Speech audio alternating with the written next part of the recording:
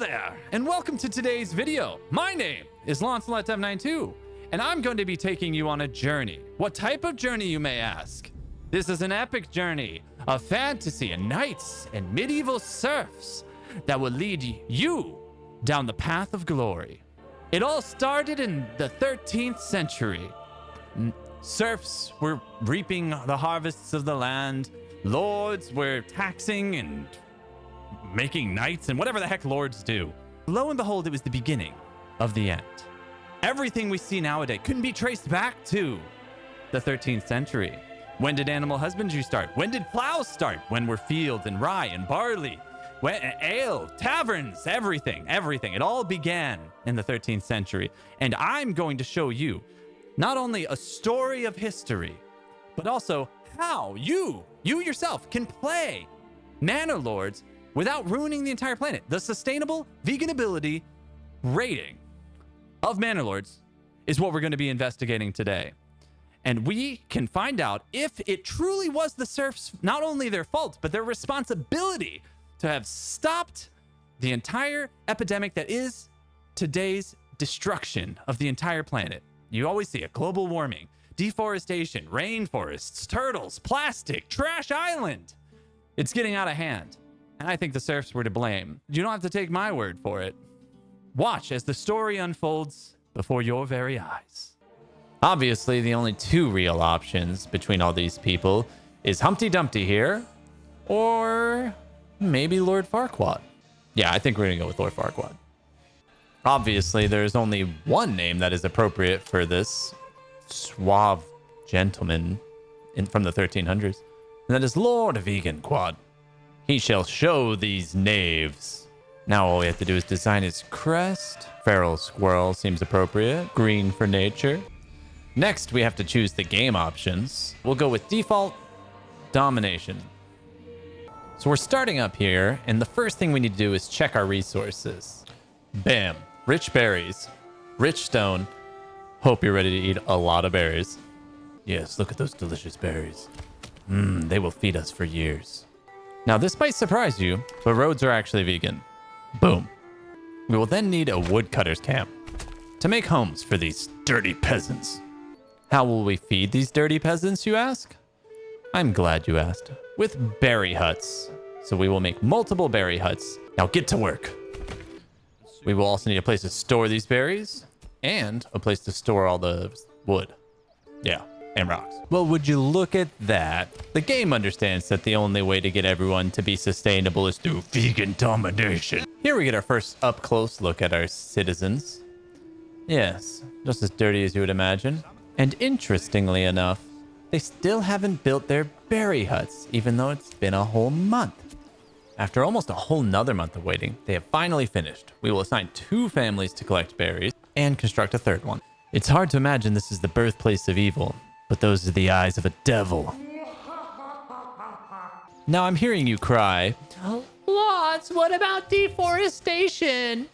Your citizens, they're destroying the forest. Look at them, they have axes, they're evil. To that I say, for every 1 like, we'll plant a tree. Now if the world burns, it's your fault. Now that we have our sustainably sourced logs, we're going to build a bunch of houses. And then this oxen is going to lead this human to drop off the logs. The serfs don't seem to be taking me seriously, so I'm going to switch the construction priority to high, so they know I'm serious. Boom, small town. Now, to keep my small town from freezing, we're going to build a firewood camp. And even though you haven't liked the video yet, we're going to build a forester's hut to replant some trees. Here's where things get truly exciting. Vegetable garden. You know what this house gets? Also, vegetable garden. You know what this next house gets? Oh, you got it right, vegetable garden. If there's only one thing better than buying vegetable gardens, it's watching your serfs till the land for your vegetable gardens. Yummy. We've got 8 months of food, and you guessed right, it's all berries. Let's see what they're planting over here. It looks like some carrots in this one. Oh, I wonder what's in the next field. Wait, also carrots? Wait, also carrots? Well, they better see what's coming. Now I think it's about time for some religion. Let's construct a church. As a vegan myself, I can tell you the best thing that goes with carrots is apples. So we're going to unlock orchardry. Winter is nipping at the heels of my serfs as they try and finish the church, but snow falls all around. And as we put the final touches on the church, I christened thee the Church of Berry. And it was very good. It's around now I realize we need a trading outpost because without sheep, we're not going to have clothes for a long time. And would you look at that? Even the bandits know how good our berries are. Oh look, a message. Raiders? They've got a taste for berries. They're coming for more. Prepare the army. Looks like we have an entire year. So in the meantime, we're going to start selling planks. They call me Vegas because I turn planks into vegetables. So we have food variety, fuel, no clothing. Next, my villagers are kind of tired of not having any clothes. So let's import some flax to turn into linen. Why would we import flax to turn into linen when you can just straight up buy linen? My vegetables bring all the families to the town. And with the linen acquired, we are now going to upgrade our first houses. No more thatch roofs for us. Wooden slats. They're the future, just like our vegan civilization. And just like that, we're a medium village. With that, we've unlocked another upgrade point for technology. That goes straight into rye, because everyone knows rye is better than wheat. More families means more houses. And with that, we've just increased again. We're going to unlock the heavy plow so our humans can plow better. It's about time to start a farm. We got to plant that rye somehow. And we're going to plant 3 different fields to make sure we can rotate our crops properly. Then plop a farmhouse down across the street where our farmers can work. Human to animal ratio is a little off now, so we're going to add some bovine to our neighborhood and upgrade their houses. Now this may be hard to believe, but we actually have too many berries at this point. Over 250 bushels for our families, so we're going to sell some. The next upgrade's a bit of a big milestone. We need to get 3 plots of our housing up to level 3. So that's going to require both tiles and it's going to require a tavern that's stocked with ale. I know what you're thinking. You don't need more houses for next milestone, Lance. But these serfs are so lazy that we're going to have to double the amount of serfs we have to get half the amount of work done.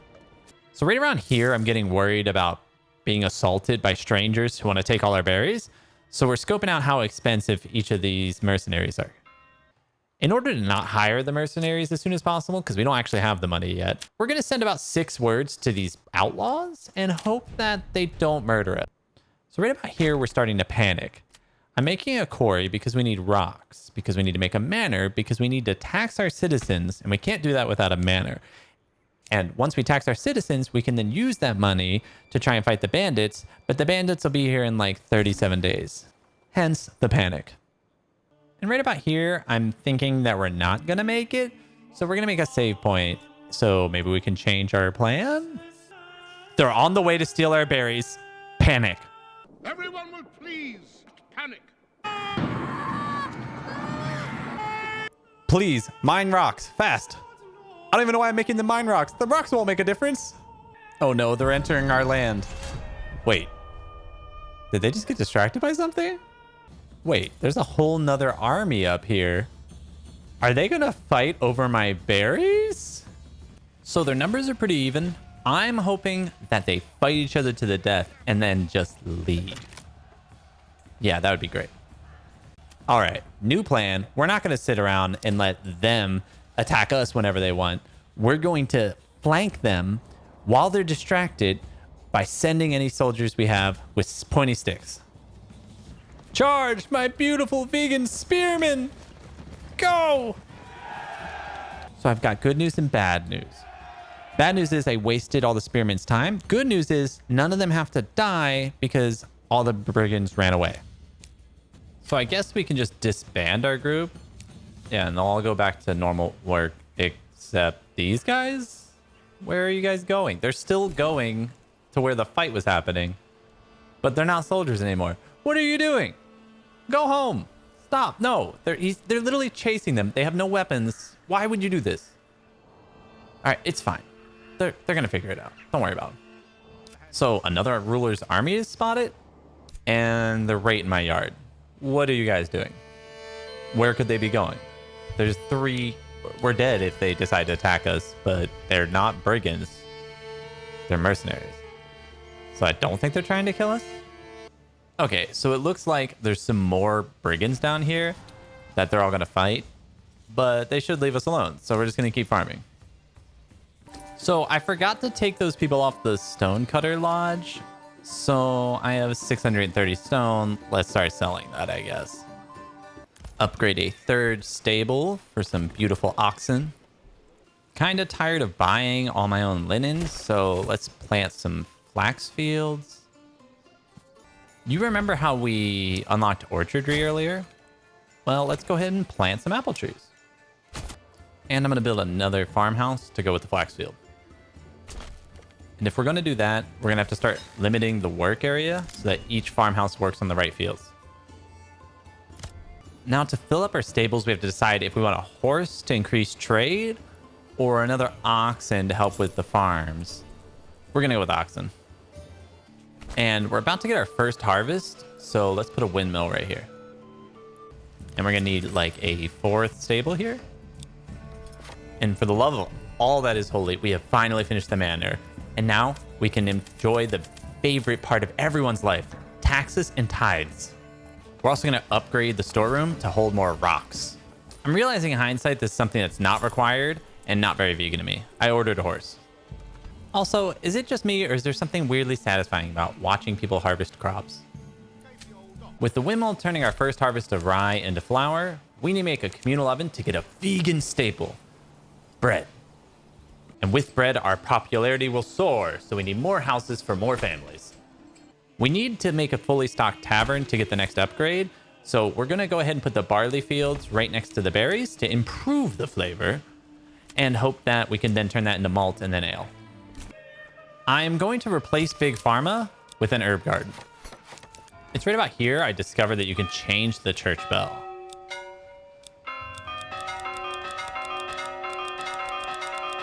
I can't decide which one. As a benevolent and humble ruler, I have decided that they need clothes instead of just bolts of linen for clothing. So we're going to make another berry farm because we need to make dyes out of berries too. And if we're ever going to make the malt into ale, we're going to need a brewery. And we're also going to have to make clothes, so let's make a tailor's workshop. And with the brewery done, let's go ahead and build a tavern. Actually, you know what we need more of? Berries. We now have 5 berry huts filled with 2 families each for 10 total families, all harvesting berries, and they're still growing faster than we can harvest them. Somehow, even with 3 different fields all growing rye, we don't have nearly enough bread. Tons of berries, no bread. So we're going to make more fields here of rye.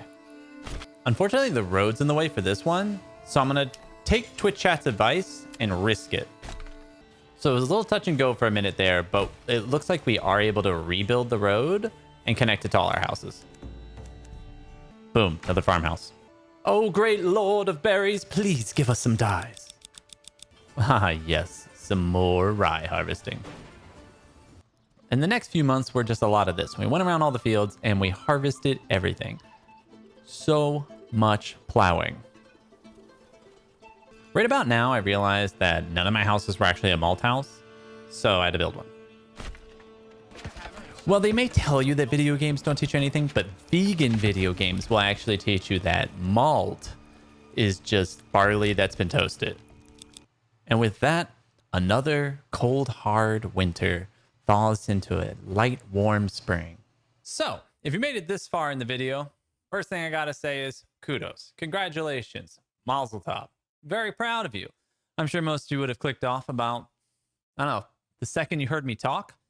But if you didn't, here we are. We made it. So, the question remains, how much of a vegan settlement could we really pull off in Manor Lords? What's the vegan ability rating, right? I'm sure that's what you're asking. And honestly, it went pretty well. So we're talking food. I'm going to have to give it an A-, honestly. You have some requirements where you have to have food variety, but there's plenty of non-animal related options. And if you're willing to do honey, which I think most vegans are usually okay with because it's very easy to ethically source for the most part, then you have tons of sources of sustainable food. You got bread, you got berries, you got vegetables, and you got your honey. That's 4 different sources of food. And I think there might be some more that I'm maybe missing. I can't remember. Doesn't matter. On the contrary, the meat that you can have, there's hunting, there's pigs, there's goats, but they all give you the same resource, which is meat. So it doesn't actually give you any variety, right? And then I think you can get some type of dairy potentially. I actually don't know. Didn't look into it. Vegan playthrough. So really, most of the options are vegan. Yeah, it kind of makes sense. They mostly did not eat meat or animal products in the 1300s. So easy peasy food, A minus. Makes it slightly more difficult, but really, it's not bad. So now that we have our vegan ability rating for food, how does it actually do for, let's say, the workforce? How many animals do we have to brutally enslave to our will with no possible room for a symbiotic relationship? Well, you start off the game with one enslaved animal. You start off with your base oxen. And from there, you basically have to get more oxen. You could choose to abstain from oxen. It is severely going to limit your ability to do pretty much anything in the game. You want to cut down trees? You need oxen. You want to plow efficiently? You need oxen. You want to build any buildings? You need oxen. So if you're going to do this any faster than the base level, you're going to need more oxen. Outside of that, there's a few other animals that you can get. You can get mules, which allow you to barter between your citizens. We didn't get that far. Seems like it's optional, not necessarily required. You can avoid it. Probably a little inconvenient. Horses speed up trading. I did do that, but my horse was actually a rescue horse. So it's cruelty free on my playthrough. But in your playthrough, you should assume that it's cruel for you to buy the horse to use for trading. I'm going to say overall B for this because you guaranteed have to always have one. There's no way to get around having an oxen. But for the most part, it's mostly human labor. Finally, sustainability. This is just the general ability to have a green workforce, to have sustainable practices built into the game, right? And I'm going to have to say this also gets a B. We have the ability to do crop rotations. You have to make sure that you also manage your forestation and stuff too. You have to replant your own trees. You can't savage some of your resources because if you're not careful and you farm the same land too often, don't leave it time to fallow, don't rotate your crops and stuff like that, then you're going to get less produce. So it's automatically kind of enforcing a little bit of a more sustainable approach, and has some throwback there at you if you don't. Except for berries. You can harvest berries like a madman, and as long as you don't cut them down, you get stupid amounts of berries. Berries! I love berries! With that being said, that's pretty much all I have for you today. Thank you very much for staying and watching the video. This was my first one, video essay type style, and my first time editing my own video, more than like a random clip and recording and stuff like that. So if you liked it, give it a thumbs up. If you hated it, make sure you let me know in the comments because I really, really care about your opinion. With that being said, just remember, all right, you are loved and special. And because I'm vegan, I'm better than you. Have a good night. There you go. Okay. Out of frame.